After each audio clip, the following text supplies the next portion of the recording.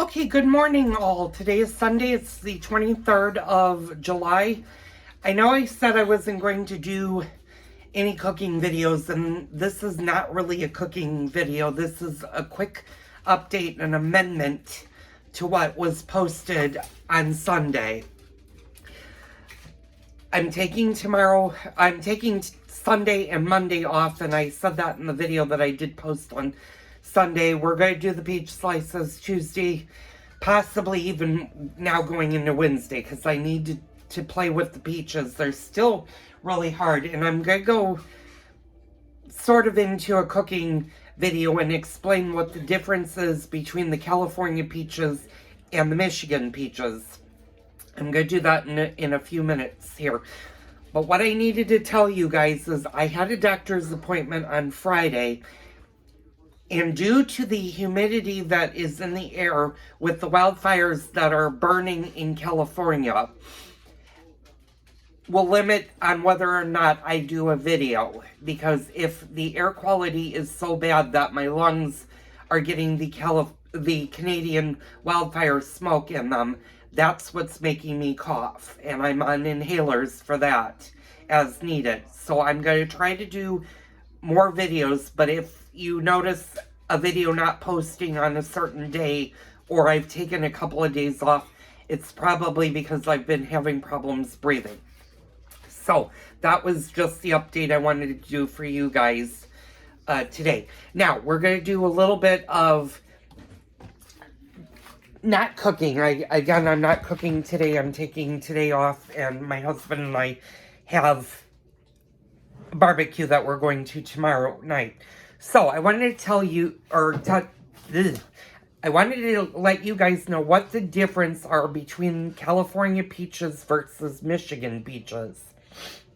And basically, the main difference is one's grown in California, one is grown in Michigan. Now, California peaches have a tendency to be big peaches because they are grown in a climate that is warmer than Michigan. Their peaches tend to be bigger, and I unfortunately don't have any California peaches, but this is a Michigan peach. And you'll notice that the Michigan peach has really smooth skin, and it's very thin, and it's kind of on the small side, and I'll use this guy as an example because he's smaller than this. So think of this as being a California peach and this being a Michigan peach. A Michigan peach can come in different sizes. It can come small, medium, and large. Usually they don't get really large. This would be another example of these are still both Michigan peaches, but California peaches have a tendency to be big. They very rarely grow California peaches in a small size. So the other thing that you'll notice with California peaches versus Michigan peaches is California peaches have a tendency to be soft. And if you live in the Midwest, if you're not from the West Coast of California, if you live in the Midwest or the East Coast and you're getting California peaches, chances are by the time they get to your grocery store or farmer's market, they have gotten really soft. And that's because they have to travel a big distance. Usually they'll fly them in versus trucking them in, but sometimes they truck them in, especially if the peaches were picked when they weren't fully ripe. By the time they get to the grocery store, they've started to get soft. So that's a big difference when you pick your peaches. Also, when you pick your peaches, I'm going to use this one for example, you want a slightly firm peach. You also want to look over your peach and make sure that there are no blemishes on it. AKA, if you see a bruised peach, that's going to be a peach that has already started to rot, and you want to either cut that out right away or use it right away. If it's not ripe, don't buy that peach, because that peach, by the time it ripens, will actually rot, and it'll be no good for anything.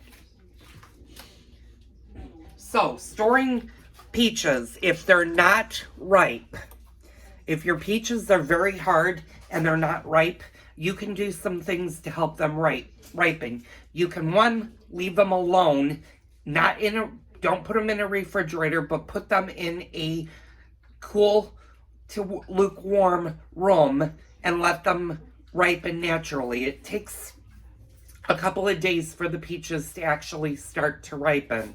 And when you go to use them, you're going to be looking for any blemishes in your peaches. If you see any bruised or any very soft spot before you use them, you're going to want to take that out.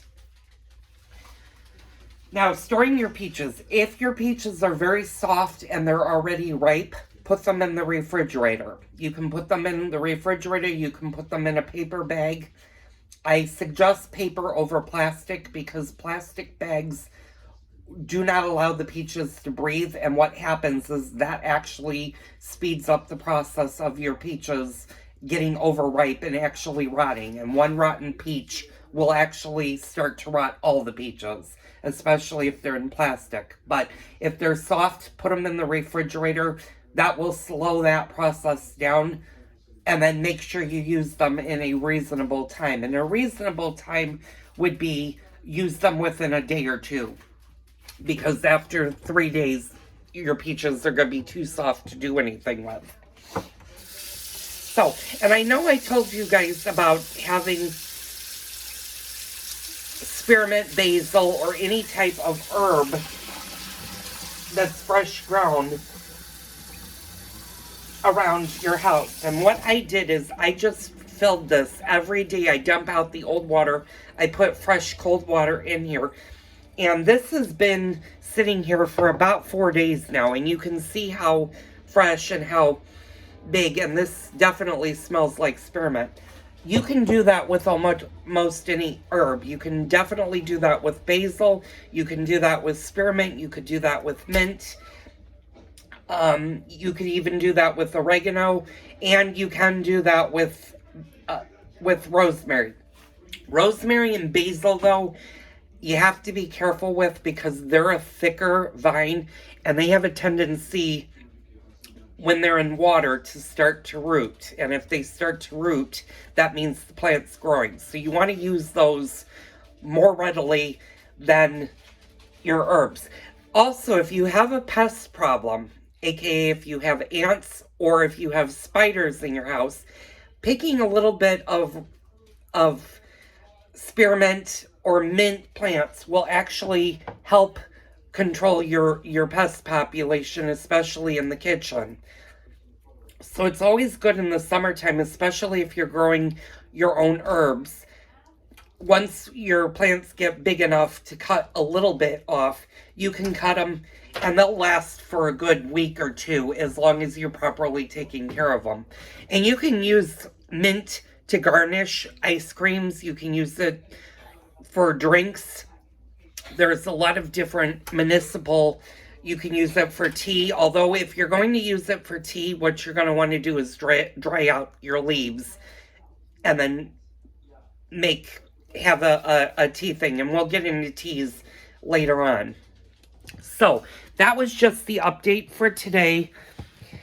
Now, some of you guys might be wondering when I posted the peach slices versus the peach pie. I'm going to move you guys over so it's not so dark. The recipe I have for my grandmother's peach slices are actually her apple slices. And basically the biggest difference between a peach slice versus a pie is what you make the dough in and what you make the pie in. Peach slices are using the biggest cookie sheet I have. And I'm going to show you that when I do it on Tuesday or when I film the videos Tuesday. The same recipe that I'm going to use for the peach slices can definitely be converted into pie form. And I'll get into that on Tuesday. The one thing that you guys do want to do with your crust is make sure everything is cold. And there are a lot of pie crust recipes on YouTube that you can Google. Martha Stewart is probably the greatest one that I use her tricks. And you want to make sure everything is cold. You want to make sure your butter, your shortening, your flour, and your salt are all cold. So the day before you're going to make your crust, put your flour, measure out your flour, put it in a bowl, cover it, put it in the refrigerator so it gets cold. You don't want anything room temperature when it comes to doing pie dough and pie crust. And I'm going to tell you guys a little bit of a secret. I have a huge problem when it comes to making doughs. I am not the greatest at doing doughs. Pies have always been tricky for me, and I think it's because I don't have the patience for it. But we're going to work through that, and I'm going to get better on my pies. Especially when we get into the Thanksgiving and Christmas holiday, my husband's going to want pumpkin pie, and so will I. So I will be doing pumpkin pies. You can also use a shortcut for this, and you can buy the pre-made dough at your grocery store. I'm not going to do that. I'm actually going to make it from scratch so you guys can see the entire video, start to finish, all from scratch, using the peaches that we just got. So, if you have any comments, leave them down below. If you have any questions, leave them down below. I know I do talk to some of you guys now on YouTube.